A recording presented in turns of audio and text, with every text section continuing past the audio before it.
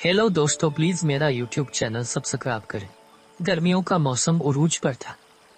हर तरफ सरसब्ज घास का फर्श बिछा हुआ था और फूल खुलकर मुस्कुरा रहे थे।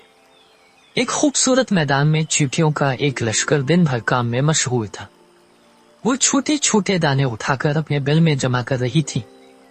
उनमें से एक छोटी सी चुनटी चुटकी बहुत मेहनती थी। वो गंदुम के एक बड़े दाने को घसीट रही थी जो उससे बड़ा था।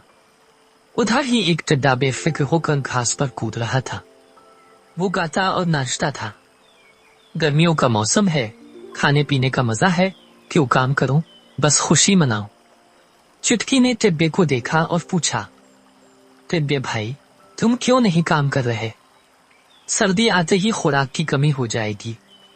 टिड्डे ने हंसी मजाक में जवाब दिया, अरे छूटी, ये गर्मियां हैं, रंगरलिया करने का मौसम है, इतनी मेहनत क्यों करनी?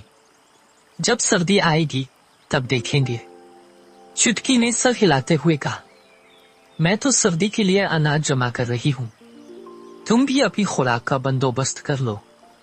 टिड्डे ने बेपरवाही से जवाब दिया, फिक्र न करो, सर्दियों में भी इतनी सी घास मिल जाएगी, गुजारा हो जाएगा।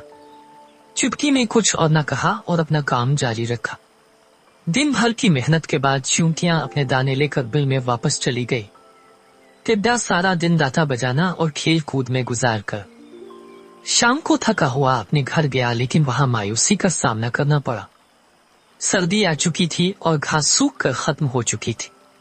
टिड्डे के पास खाने के लिए कुछ न था। उसे चुटकी की बात याद आई और वो शर्मिंदा होकर चींटियों के बिल तक गया।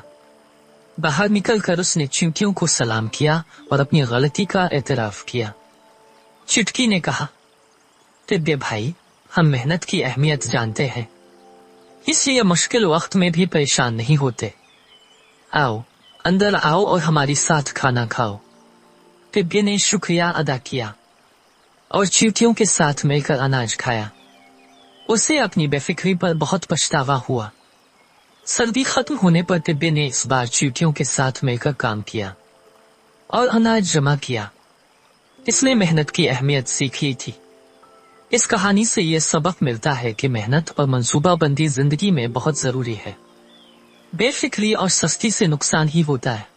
हेलो दोस्तों, प्लीज मेरा यूट्यूब चैनल सब्सक्राइब करें।